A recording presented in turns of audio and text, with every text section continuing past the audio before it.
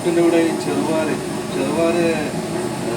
Onion, tomato, ginger, garlic, ഉള്ളി, തക്കാളി, ഇഞ്ചി, വെളുത്തുള്ളി, പച്ചമുളക്, ഇത് മാത്രമായിട്ടുള്ള ദാളാണ്. പിന്നെ പുട്ട്.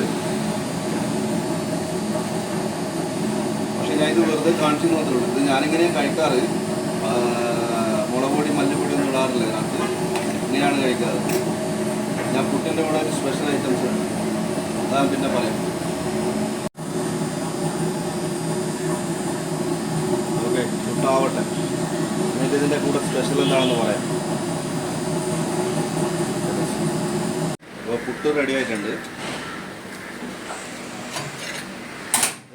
ഇതിൻ്റെ കൂടെ എന്താണെന്ന് പറഞ്ഞാൽ മാമ്പഴം.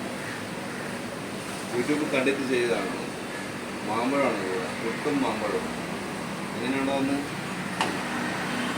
കഴിച്ചു നോക്കിയിട്ട് പറയാം.